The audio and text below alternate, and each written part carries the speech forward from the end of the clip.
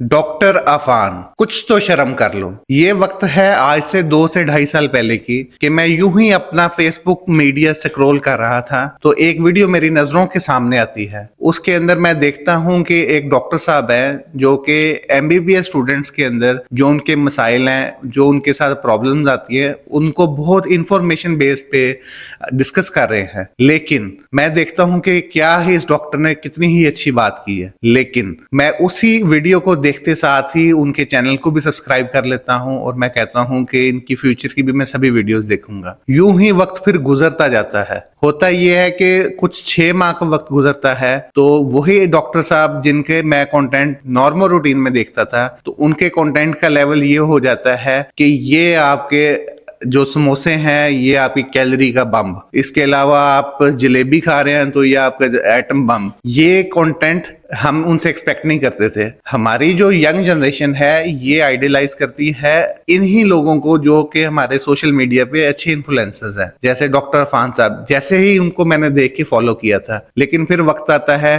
कि जो भी कोई नया स्कैंडल निकलता है, मिनाहिल मलिक किसी का भी, उनके ऊपर उनके रिव्यूज आना शुरू हो जाते हैं।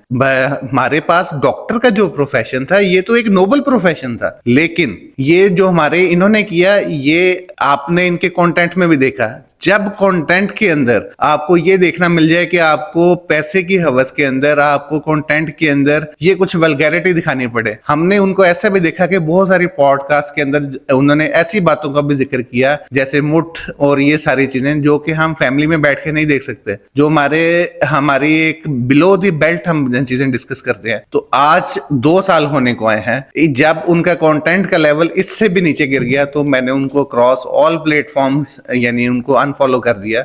यहाँ पे मेरा भी दिल दुखता है कि हमारे जो इन्फ्लुएंसर हजरात थे, जिनको चाहिए था कि हमारी जो यंग जनरेशन है उनको देख के आइडियलाइज करती, उनको देख के अगला रोड मैप बनाती, वो कोई प्रॉस्पर और स्किल्स की बात करती, वो कोई इंफॉर्मेशन बेस्ड बात करती, जबकि वो व्यूज की खातिर इन चक्रों में पड़ गए कि जैसे डेली व्लॉगर्स ऐसे करते हैं, वो रिएक्शन बेस्ड वीडियोस बनानी शुरू कर दी। यही डॉक्टर साहब के बाद में ऐसे पेशेंट्स का भी जिक्र आया कि जब शुरू के अंदर वो अपनी वीडियोस के अंदर अपने जिस जगह पे वो प्रैक्टिस करते थे मुल्तान में, तो वहां पे बीमारियों के बारे में बताते थे। जैसे कि वो गैस्ट्रेंटरोलॉजिस्ट या लिवर के डॉक्टर थे तो लिवर के रिलेटेड बहुत सारी बीमारियां बताते थे। यहां तक भी उनकी वीडियोस बहुत सारी इंफॉर्मेशन बेस्ड थी। लेकिन जब उन्होंने ये रिएक्शन बेस्ड वीडियोस देनी शुरू कर दी तो वहां से मेरा दिल भी दुखता है। अब मैं इस वीडियो से एक अवेयरनेस मैसेज पहुंचाना चाहता हूं उन तक भी कि इसको पॉजिटिव वे में लिया जाए कि डॉक्टर एक नोबल प्रोफेशन है, इनको आप पॉजिटिव ले।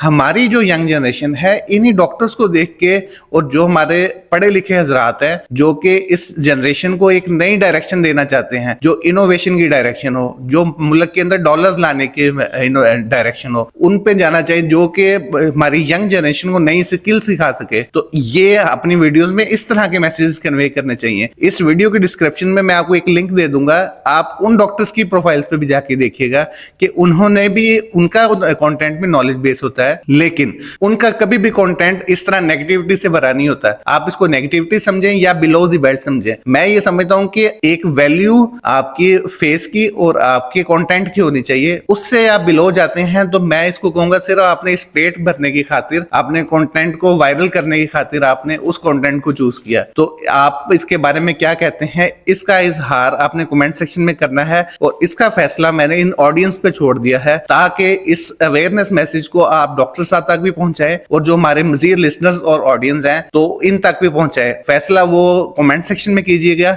मिलते हैं किसी नई वीडियो में, तब तक के लिए अल्लाह हाफिज।